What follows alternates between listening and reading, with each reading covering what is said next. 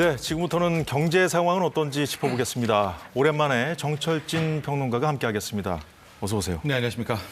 네, 국내 정치 상황이 워낙 좀 다급하게 돌아가다 보니까 저희가 좀 한동안 못 뵀는데 네, 오랜만입니다.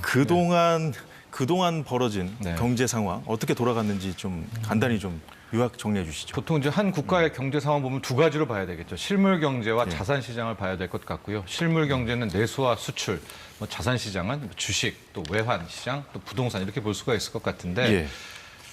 결과적으로는 다 좀 어둡고 안 좋습니다. 일단 실물 쪽을 보면 내수는 지금 거의 13개월 연속, 1년 넘게 소매나 소비 관련 지표들이 계속 전월 대비 하향 조정되고 있는, 계속해서 하강하고 있는 국면이고요.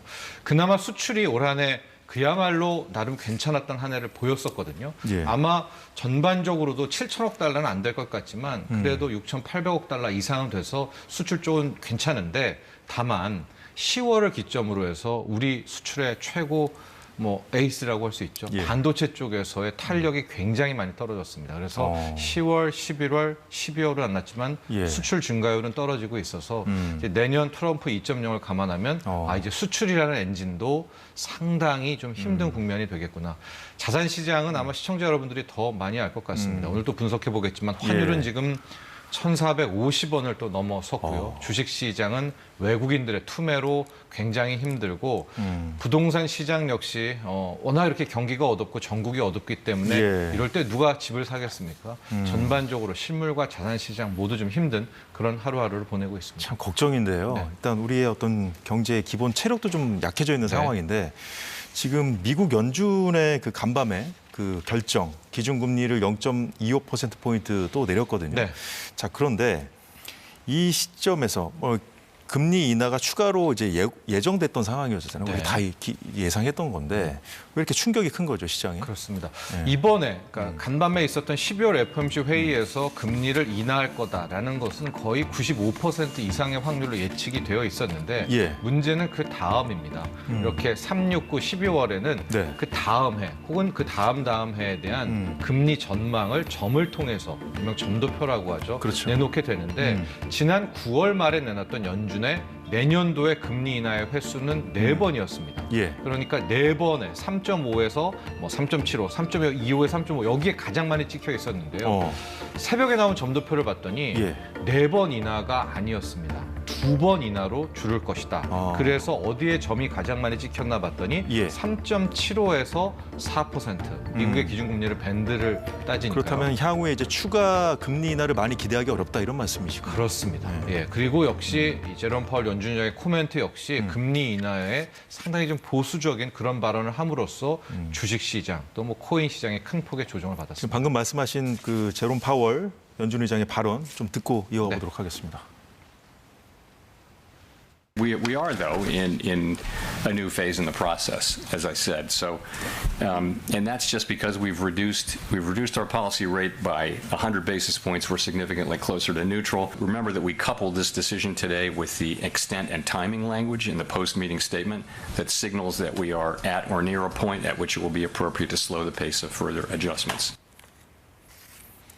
일단 지금 방금 말씀하신 대로 내년에 금리 인하가 좀 어렵다 네. 이런 얘기를 한 걸로 좀 봐도 그렇습니다. 되는 건가요? 예. 자, 그렇다면은 시장이 왜 이렇게 충격을 받았을까?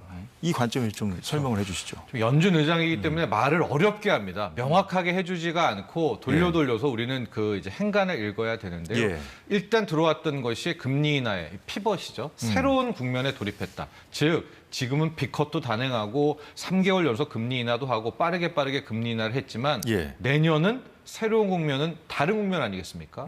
굉장히 좀 보수적으로 즉 금리 인하의 횟수를 줄이겠다라는 것이 하나가 있었고 예. 쭉 아까 이야기를 들어보면 중립금리에 지금 거의 다다라왔다. 이것도 참 묘한 말인데요. 이 중립금리라는 게 뭐냐? 우린 그 중립금리가 어딘지는 알 수가 없습니다. 예. 그러나 기준금리인데 인플레도 일으키지 않고 물가 상승률도 그렇다고 경기 하강, 디플레도 일으키지 않으면서 예. 경제의 수준을 최적화로 끌어올릴 수 있는 이 금리를 중립금리라고 하는데 네. 중립금리가 올라왔다는 뜻은 뭐겠습니까?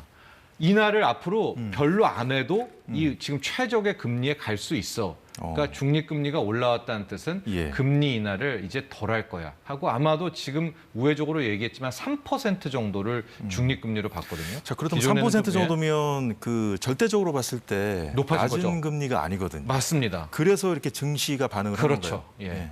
그렇게 미국 높아진 3대 거고. 지수 좀 화면 좀 보여주시죠. 예. 네, 지금 보니까 나스닥이 좀 하락폭이 네. 오히려 더 컸군요. 자, 이게 그렇다면은 여전히 높은 금리다라는 것은 그 인플레이션이 만성적인 인플레이션이 될 수 있다 뭐 이런 우려를 하는 건가요? 시장이 두 뭐 가지 왜 이렇게 시간인 움직이는 것 겁니까? 같아요. 그러니까 왜 연준은 그동안 금리 많이 내린다고 하다가 왜 내년에 2번밖에 안 내린다고 하지? 그리고 후년까지 가서 아무리 뭐 물가가 떨어지고 해도 3% 정도까지만 내릴 거야라고 뭐 아주 단적으로 그렇게 얘기를 했지라고 하면요. 예. 그게 두 가지 포인트를 볼 수가 있을 것 같은데 첫 번째는 역시 물가입니다. 물가가 아직은 좀 더 지켜보겠다. 떨어지고는 있지만 우리가 만족할 만한 수준은 아니다라는 거고요. 예. 두 번째는 이게 역설적인 건데 미국의 경제가 너무나 좋기 때문입니다. 실제로 오늘 연준이 경제 성장률 전망치를 또 상향 조정을 했었는데요. 예. 올해 같은 경우에는 원래 2% 정도를 예측했는데 네. 이걸 2.5%. 올해 미국의 경제 성장률이 2.5%가 될 거랍니다. 미국인데요. 신흥국도 아니라. 그리고 내년의 경제 성장률 예. 역시 2%에서 2.1%. 오히려 미국 경제가 내년에 예. 더 잘 돌아갈 거라고 중앙은행은 판단하고 있기 때문에 그럼 금리를 굳이 내릴 필요가 없겠죠. 그러니까 물가와 예. 미국 경제의 뭐 호황, 좋은 국면 이것이 이제 향후 금리 인하의 횟수를 줄이게 된 핵심 이유다 이렇게 보면 됩니다. 근데 이제 앞으로 증시가 어떻게 될지는 지켜봐야겠지만 네. 당장 제 언론의 평가는 이제 크리스마스 다가오고 하니까 네. 이제 산타 랠리가 펼쳐져야 되는데 산타 랠리를 뭐 파월이 죽였다 뭐 이런 지금 비판까지 하더라고요. 그런데요. 트럼프 예. 당선인의 지금 취임을 또 앞두고 네. 이거 뭔가 좀 트럼프 편을 좀 안 들어주는 거 아니냐 뭐 이런 얘기도 나오는데 어떻게 보세요? 그런데요. 이제 미국 증시를 쭉 봐온 저로서는 오늘의 상승, 새벽에 진짜 큰 예. 폭의 조정이 나오는 건 맞지만 우리 증시 경원에 뭐 울고 싶은데 뺨 때린다 이런 게 있거든요. 예. 지금 너무나 과매수 국면, 그렇죠. 너무나 많이 올라왔습니다. 특히 11월 6일, 7일 트럼프 당선 이후에 매일 자고 나면 신고가 행진이기 때문에 뭐 3%, 4%가 빠졌다라고 급락했다고 해도 예. 그동안에 오른 거에 비해서는 상당히 뭐 건전한 조정이라고 할 수 있기 때문에 건전한 조정이라고 보세요? 아직은 그러니까 말씀드릴게요. 예. 그게 하나가 있겠고 두 번째가 예. 이번에 이 금리 인하를 덜 하겠다라는 게 어떤 다른 이유가 아니라 미국 경제가 좋아서 덜 하겠다라는 뜻 아니겠습니까? 근데 그렇기 시장도 때문에 그렇게 반응을 하는 거예요. 해석을 하는 거예요. 아니, 그런 시장? 해석이 함께 있는 거죠. 아, 그래서 함께 있는 거다. 일각에서는 아. 이런 해석도 함께 하고 있어서 아마도 두 가지 측면. 와 이제 조정받았네. 미국 연준이 금리 예. 인하를 안 하면 어떡하지? 오늘 또 빠지겠나라는 시선도 분명히 있겠지만 또 한 축에서는 왜 금리 인하를 덜 하냐? 오히려요. 예. 주식시장은 금리 인하를 더 많이 하겠다. 이런 걸 싫어하기도 합니다. 왜냐하면 금리 인하를 더 많이 한다는 건 미국 경제가 무너지고 있다는 뜻이기 때문에 이른바 아래 그런 공포, 이면도 함께 경기 침체 있다고. 공포가 예, 맞습니다. 말씀이시죠. 보셔야 될 것 같습니다. 자, 그런데 지금 그 장기 국채는 더하지만 그러니까 국채 금리가 좀 불안하잖아요, 네. 미국채가.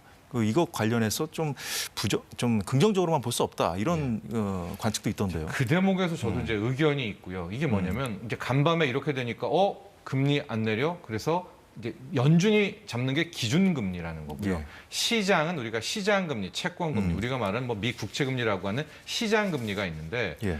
오히려 기준금리는 일단은 0.25%포인트 인하했잖아요. 네. 그럼에도 불구하고 이 시장금리는 폭등을 했습니다. 그래서 10년물 국채금리가 4.5%가 되고 다시 달러 강세, 킹달러, 갓달러가 됐는데 저는 이런 국면을 미국, 뭐 트럼프든 연준이든 용인할 수가 없다. 어떻게든 예. 시장금리를 말은 뭐 금리 인하 안 할 거야, 뭐 덜 할 거야라고 하지만 끌어내릴 수밖에 없는 게요. 지금의 미국의 정부 부채가 예. 33조 달러, 35조 달러에 육박합니다. 우리 원화로는 4경 원이에요. 여기서 채권 금리가 4.5%, 4.6% 간다?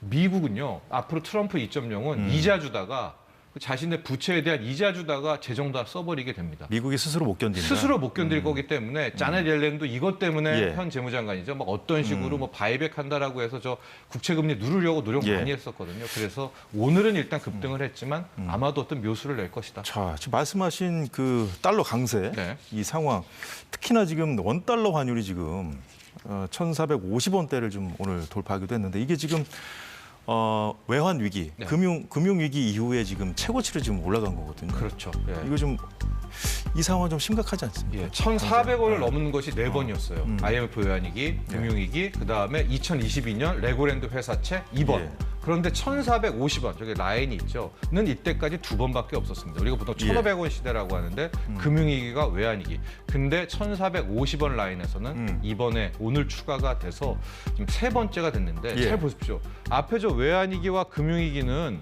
실체적인 위기잖아요. 외환위기는 국가 부도고 뭐 대기업들이 다 부도가 났고 금융위기는 세계 금융위기였습니다. 리먼 브라더스가 부도를 내고 그런데 지금의 1,451원 아직 실체적인 위기가 안 왔는데도 벌써 1,450원이라고 한다면 예. 이건 시장은 한국 경제를 훨씬 더 추가적인 악재를 예상하는 것이 아닌가 이런 추론도 가능할 것 같고요. 그 향후에 미국의 그 달러 정책과 상관없이 지금 원달러 맞습니다. 환율만 두 좀 가지죠. 들여다볼 필요가 있다는 예, 말씀이시죠? 달러가 강해져서 1,450원 간 것도 있지만 두 번째는 예. 역시 우리 한국 자체 정치일 수도 있겠고요. 한국 경제일 수도 있겠고요. 예. 한국의 내수 체력일 수도 있겠고요. 이 두 가지가 복합적으로 좌우되면서 저런 상황이 나왔습니다. 지금 국내 증시 같은 경우 코스피 같은 경우에 이제 6월을 기점으로 해서 계속 좀 흘러내리고 있거든요. 네.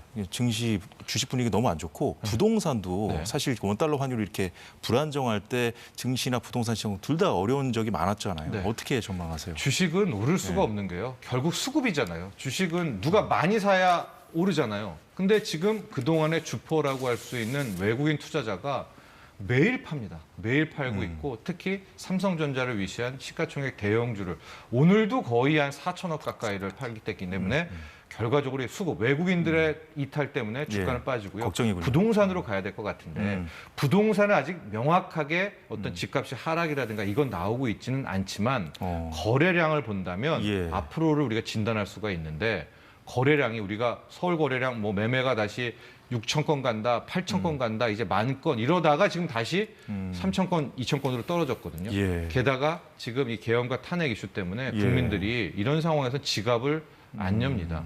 큰 계약도 안 해요. 예. 그리고 불투명하기 때문에. 그래서 주식은 이미 뭐 힘든 국면 가 있고 이런 상태가 지속된다면 예. 역시 부동산 쪽에서도 만만치가 않다. 이런 전망이 가능합니다.